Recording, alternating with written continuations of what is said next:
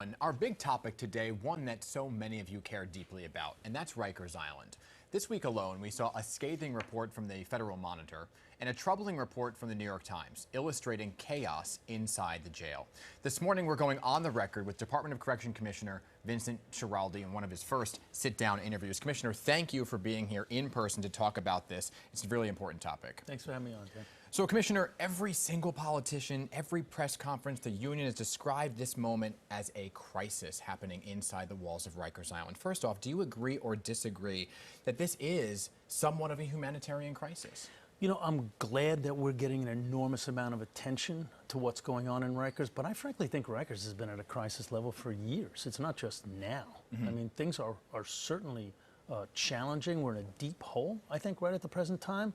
But I think for anybody who thinks things were going well a year ago or 2 years ago or 5 years ago or 10 years ago, they're living in a dream world. Yeah, it's been a long road to where we are today, right? And we've been covering it very closely here. And before we get into specific issues, I want to talk about this Federal Monitor. They came out with a report yesterday, and I want to throw a part of what it said on the screen right now. And I'm quoting from this. It said, quote, "The monitoring team remains concerned about whether department leadership possessed the level of competency to safely manage the jails." What is your response to that, and why should anyone believe, Commissioner, that you, this go-around, are the right man for the job? I am not 100% sure they should believe that yet. Let's see, right? I think the proof of the pudding's in the eating, and if I'm not the man for the job, I should go, frankly. So I'm going to work as hard as I possibly can.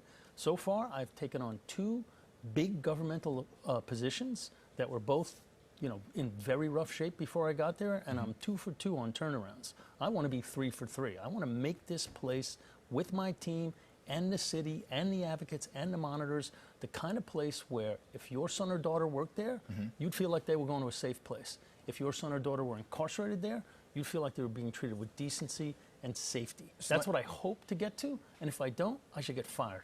And so let's talk about some of the specific issues regarding safety. And I want to look at some of the things that were mentioned in this New York Times report highlighting some of the issues at Rikers Island. So let's throw up a quote right here from that article. "Detainees in some buildings have seized near total control over entire units, deciding who can enter or leave them.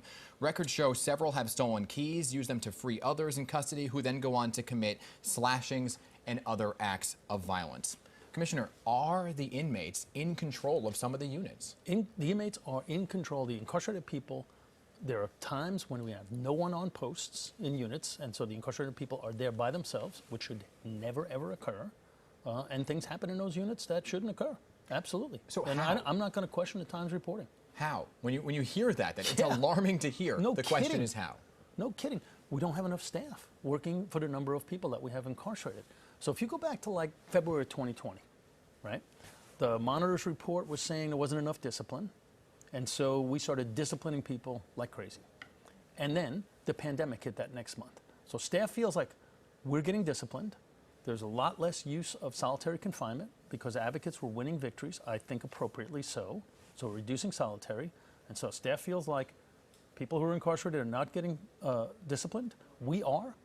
And then the pandemic hits and lots of people start calling out sick. And we have not dug ourselves out of that hole of having about a third of our staff not available to work for us on any given day to this day. Okay, so let me throw up another excerpt from that reporting right here. It said, quote, "Civilian staff members arrived at one jail in September. They were greeted by a group of detainees who offered to escort them through the building to keep them safe," end quote there. So you're mentioning the staff. Right. You implemented a program that they couldn't call out more than one day without some kind of note. How has that been going? How many staff were out on a daily basis? So when we started this, with the mayor started really leaning in, we started meeting every single day with the mayor on September 13th.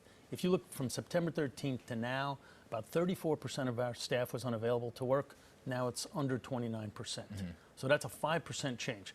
It's still too many people, but that has resulted in fewer people out sick, fewer people AWOLing, not coming to work, not calling in sick, fewer people declaring personal emergencies when they might not have had them, and most importantly, fewer triples and fewer unmanned posts. But the triples are still happening, Yes. and the unmanned posts are still happening. Right. How do you fix that now? Right. So what we got to do is we got to continue. It's really a bunch of stuff has to happen. One is the population's got to go down, and that's already happened. 500 people fewer. The governor's going to start taking women up to Bedford Hills, so that'll reduce the population by another 230-ish. So that'll help reduce the population. There's fewer people to watch. There's fewer staff that are needed to watch them, one. Two, we engage in greater discipline for people who are out sick, falsely, not the ones that are really sick. The ones that are really sick should just get better and come back to work, right? And then the people who are AWOLing. And then three, we hire more people, bring more people into work. So we have a small class starting now, and that's only because we had an old list. But DCAS is going to do another test, Department of City Administrative Services, in late October. 5,000 people have already signed up to take that test. Okay. So let me talk about infrastructure for a moment here, because there have been big problems we know with safety, right? Violence and whatnot. But in this Times reporting, there were talks about inmates who were able to break through their cells to get into another cell where they then slash somebody. They're able to take pieces of the physical building and turn them into weapons, locks and doors that aren't functioning. How many of those doors and locks do not work? And is there a timeline to fix them? So there used to be 500 doors that didn't work. Now that's down to 200, and all the remaining doors will be fixed by the end of this year. The head of DDC, the commissioner of DDC, recently came through, because it's not just doors that are broken, there's a whole bunch of other things, like things that you can use to make shanks out of, air conditioning, and rooms get very hot.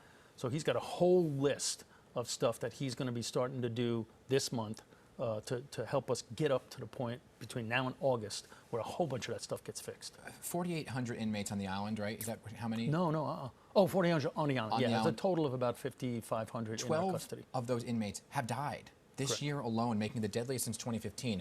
Briefly, because we're almost out of time here, why so many deaths?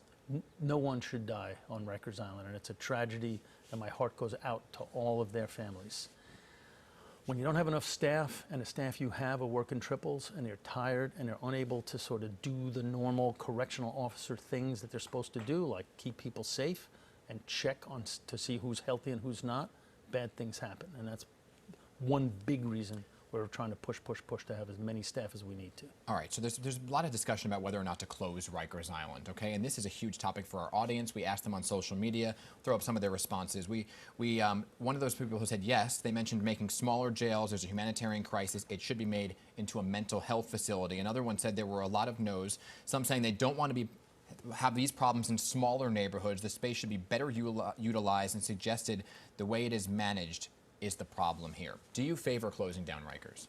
I totally favor closing down Rikers. It's a mess right now, and if we move it into the 4 boroughs, not only will we have new, modern facilities for my staff to work in and for people to be incarcerated in, and by the way, hundreds of those staff came in every day during the pandemic, and they didn't take a day off, and I want to make sure I praise them while I'm saying that their colleagues need to come back to work.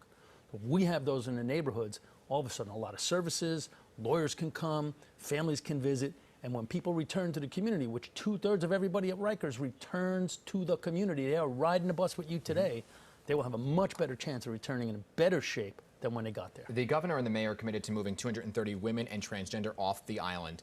Could we see more moves like that in the near future? Yeah, I mean, we have none planned, but we're always open to help.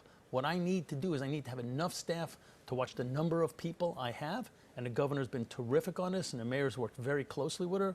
It's really been terrific, their working relationship, and that's helped enormously. And lastly, your appearance on the Pix 11 Morning News, you ended that interview, which surprised me, by actually inviting me and our cameras out to Rikers Island. I want to rescind that invitation. No. That has not happened yet. No. Could you commit to allowing us out there to see? Because transparency is everything. You've been very honest about the problems. I am absolutely going to have you out there. I'm just not ready to do it yet, because if I don't have enough people to take a person to see their loved one or to get to recreation, I don't want to have people. But did you not know that when you first made the invitation? Yeah, I'm not rescinding the invitation. I wasn't teasing about rescinding the invitation. I definitely want you to come out, but I'm just not ready to do it yet. Okay. Yeah. We'll hold you to that. But Commissioner, I appreciate you coming on here. I appreciate your honesty. This is an important topic to us, our audience, and I hope we have more conversations about it in the future. Yeah, thank you, and I will see you out there. All right, Commissioner, thank you very much. I appreciate it.